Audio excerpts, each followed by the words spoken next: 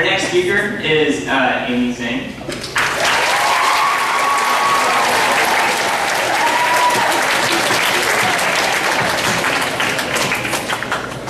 Growing up, you can say I lived a normal childhood. My family and I were stable economically and relationship-wise. I figured that every child lived like me with a balanced family and a solid economic situation. And as silly as it sounds, I even thought I was the only kid in the world who got sick.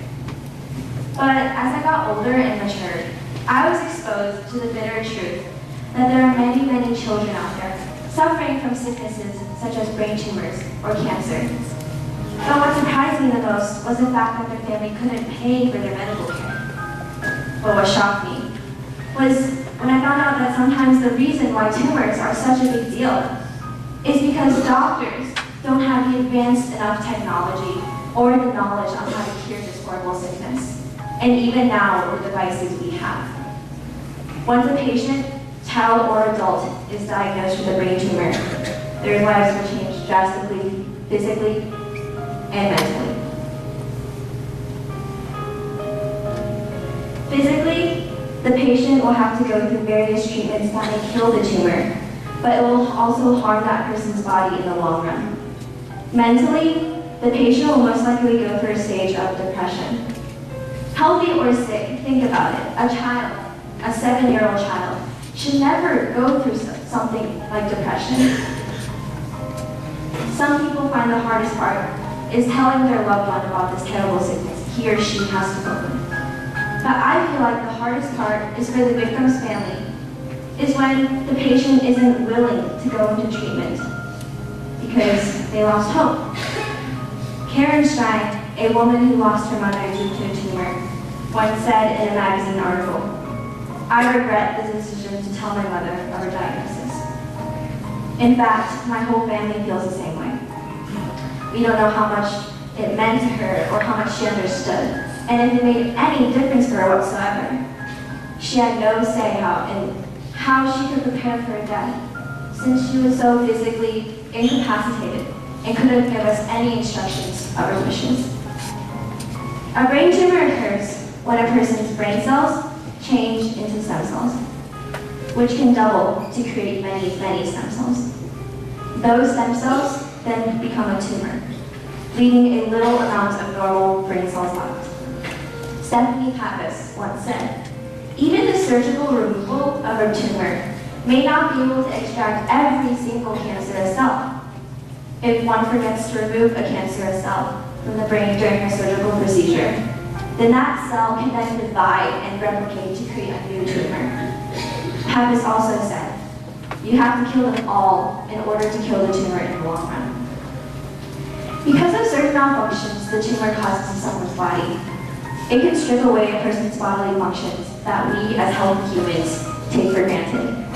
Their organs will be shut down one by one until they are left with only an immobile body that is in need for professional care. Even with the families who are capable of financially supporting their family members' care, the radiation and the chemotherapy will not only leave him or her in pain, but it will also take away a copious amount of money from the family. It is clearly not anything anybody should be going through. According to Sarah Langworth, facing cancer is scary. It completely overwhelms your life. Every day is a new challenge. Another doctor with whom to deal, another blood test, another injection, another challenge in nutrition, and every single person who faces cancer is a true hero. The American Brain Tumor Association is a nonprofit organization that was founded in 1973 by two mothers, Susan Netchen Kramer and Linda Jean Goldstein. It is one of the few organizations that focuses solely on brain tumors.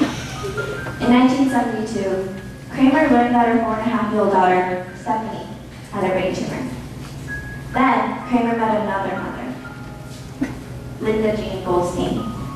She also had a 6-year-old daughter by the name of Nikki Ray Shanoff, who also had a brain tumor. But unfortunately, she passed away a little while after Kramer contacted her. Wanting to help her own daughter and Goldstein's daughter, she asked if she wanted to start a foundation in memory of her Mickey Ray to raise funds for the research about brain tumors. They began planning in January of 1973. They called family members and friends, and in April of that year, 1 year after Stephanie's diagnosis, they held their first informational meeting. 2 years after Stephanie completed her radiation, the tumor was back.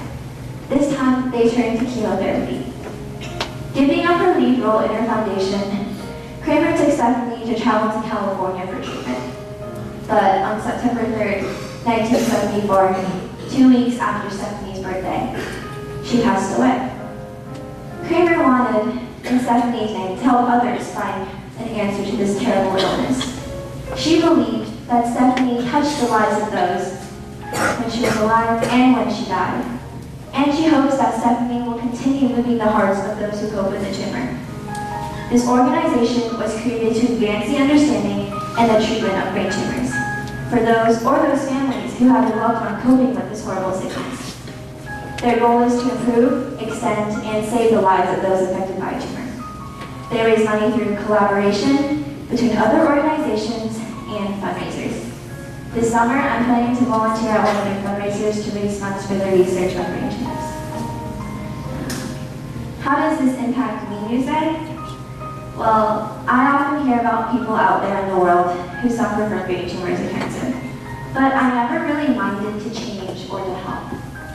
I always said something like, they should be happy. Their child is finally safe in heaven with God. And after that, it would just slip my mind. But I realized that you never really understand the pain of the loss of a loved one until it happens to someone you really, really care about. In my case, it happened to one of my best friends, and her name was Priscilla. The Chan family was an ordinary family with 2 beautiful kids, a son called Ernie and a daughter called Priscilla, aka Cece. The family was a normal family who lived normal lives. Until February of 2012, their precious daughter, Cece, was diagnosed with a brain tumor. Throughout this long and hard battle with her cancer, Cece has suffered through numerous amounts of radiation and medication. Every month, her parents had to take her to Pittsburgh for treatment. On top of that, her parents put in everything they could. Their money, their time, and even their own son's trust. I remember her father and mother telling my parents one day that their youngest son, Ernie, was sad because all the attention was on his sister. He thought that because of his sister, his parents didn't love him anymore. This made me realize that a tumor can not only cause financial problems for a family, but also relationship problems as well. Sometimes, all the family can do is treasure their days left with their loved one.